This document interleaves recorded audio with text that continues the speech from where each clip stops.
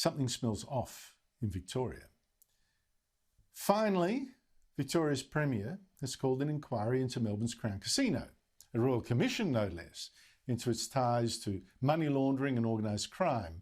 And I say finally because this comes after an inquiry in New South Wales ruled that Crown is not fit at present to hold a gaming licence there. And the West Australian government then called an inquiry into whether Crown could still run the Burswood Casino in Perth. And the strange thing is that those states moved first, even though the money laundering that Crown is accused of occurred at its Melbourne casino. So you've got to ask, why this delay in calling an inquiry into Crown there, into its fitness to hold a gaming licence in Melbourne? Now, who knows? Although one thing we do know is that Crown, which started in Melbourne, is a huge cash cow for the state government there. And major shareholder James Packer is, or was, a powerful man. And we have this hot mic recording of Crown co-founder Lloyd Williams murmuring to Daniel Andrews just before Andrews became Premier that he would have Crown's backing. As you probably know, I'm the executive of the Packer estate, and James is going to kick every goal he can for you.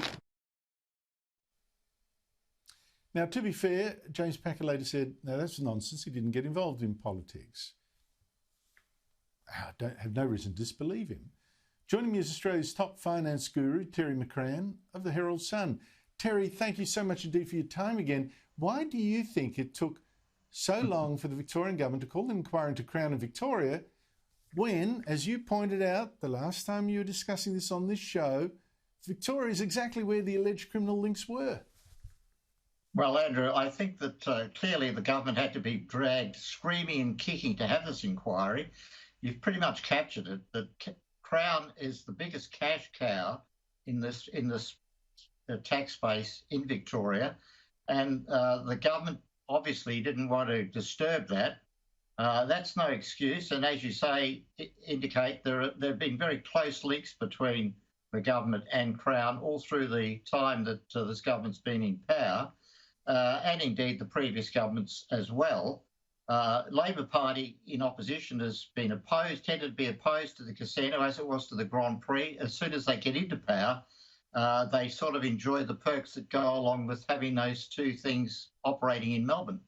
Now, the bottom line, Andrew, with Crown is that, as you say, all this took place in Victoria, and we've left it to New South Wales to basically go through the whole process, show exactly what went wrong, the money laundering, the links with those people that bring the high rollers from China to Australia, all that, all totally inappropriate at best, and certainly in the money laundering case, breaking the law.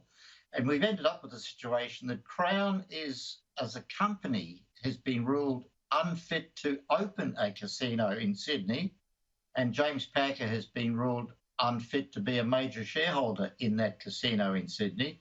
Clearly, the same applies in Melbourne and in Perth. We really don't need the inquiry to tell us that. So the starting point of this inquiry has to be that it's going to go much further than what we saw happen with the Barangaroo inquiry in Sydney. Do you think the government would also be worried about the consequences of an inquiry? This Royal Commission recommended that it take away Crown's gaming licence. I mean, the Premier today did say he would cancel Crown's licence to run the casino if this Royal Commission said he should. Here he is. Well, there's a clause in there that could be up to $250 million if the regulatory arrangements change. This is about protecting the state's interests and making sure that we can all have confidence one way or the other that whomever holds that licence is fit to hold that licence. What would be the consequences, Terry? That's clearly the nuclear option, Andrew. I don't think we'll get to that. I think that one of two things will happen along the way. Before we actually get to the end of the inquiry, it's scheduled to report by the end of August, may go longer. Either James Packer will have sold out before then, so we'll have a totally new Crown operating in Melbourne. We're obviously getting a new Crown with a very different board of directors happening right now. And secondly, the changes that Crown has to make in response to the New South Wales inquiry to get its licence at Barangaroo will fit it to continue to hold the licence in Melbourne. So this is an exercise in large part of shutting the stable door after the horse is not only bolted, but it's been recaptured by New South Wales and brought back and bedded back down back in the stable. So I think at the end of the day, Andrew, there will be three things will happen. James Packer won't be a major shareholder in Crown. One, the governance rules at Crown will be totally different. There'll be a totally different board at Crown, including a new chairman. Helen Coonan's there only as a temporary fix-up.